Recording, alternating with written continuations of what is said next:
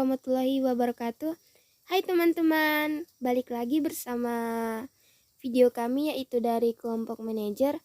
Nah, penasaran gak sih video kali ini kami akan membahas apa?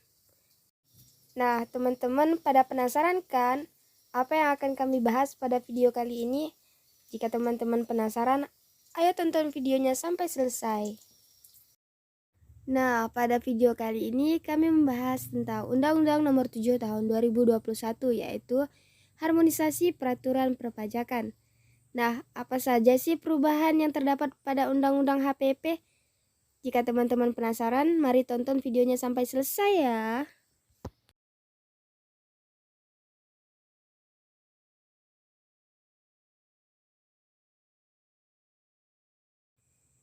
Asasnya ada 6. Yang pertama keadilan, yang kedua kesederhanaan, yang ketiga efisiensi, yang keempat kepastian hukum, yang kelima kemanfaatan, dan yang keenam kepentingan nasional.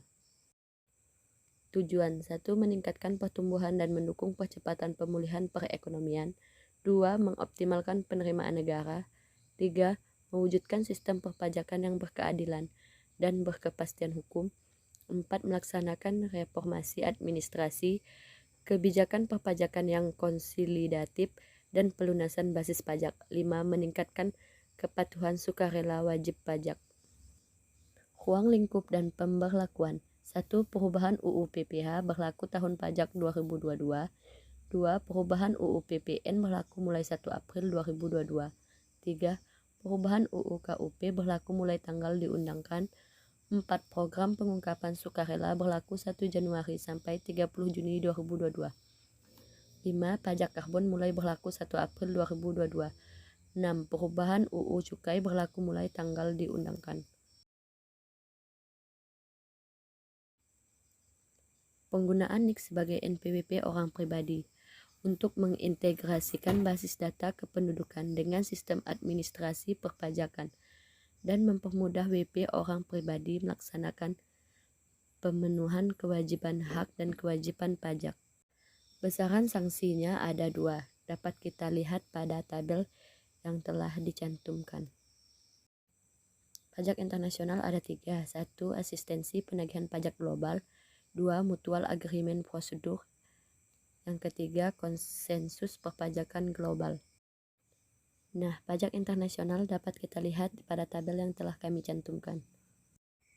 Kuasa wajib pajak. Kuasa wajib pajak dapat dilakukan oleh siapapun sepanjang memenuhi persyaratan kompetensi menguasai bidang perpajakan. Pengecualian syarat diberikan jika kuasa yang ditunjuk merupakan suami, istri atau keluarga sederhana atau semenda 2 derajat. Penegak hukum bidang perpajakan. 1. Menambah wewenang penyidik pajak. 2. Hingga tahap persidangan. WP diberikan kesempatan untuk mengembalikan kerugian pada pendapatan negara. Nah, penegakan hukum pidana pajak dapat kita lihat pada tabel yang tercantum. Nah, ikhtisar pasal pidana Undang-Undang HPP dapat kita lihat pada tabel berikut ini. Nah, pada tarif PPh orang pribadi ada yang berubah loh. Lihat tabel berikut ini. Pajak pertambahan nilai. Tarif PPh badan dapat kita lihat pada tabel yang telah kami cantumkan. Nah, tarif PPN serta kemudahan dan kesederhanaan PPN dapat kita lihat pada tabel dan tarif kasus yang telah kami cantumkan. Program pengungkapan sukarela wajib pajak. PPS 1.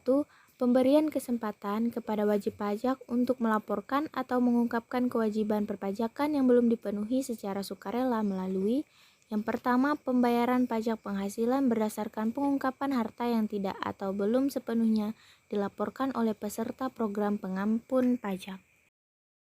2. Pembayaran pajak penghasilan berdasarkan pengungkapan harta yang belum dilaporkan dalam SPT Tahunan Pajak Penghasilan Orang Pribadi Tahun Pajak 2020.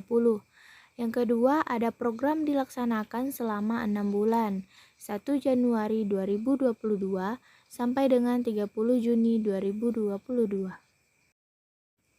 Nah, di PPS terdiri dari 2 kebijakan, seperti yang ada di tampilan berikut.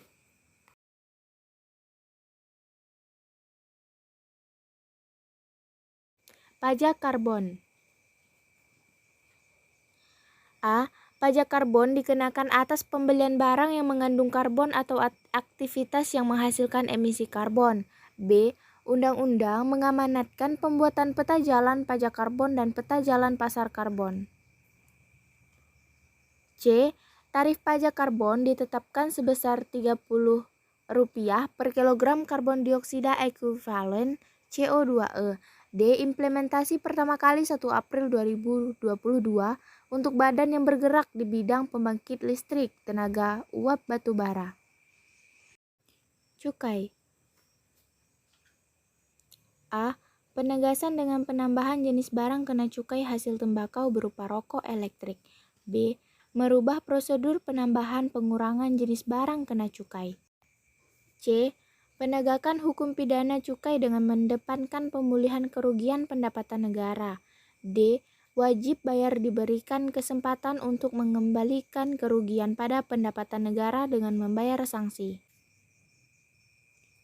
Berikut adalah pemulihan kerugian pendapatan negara menurut UU Cukai dan UU HPP.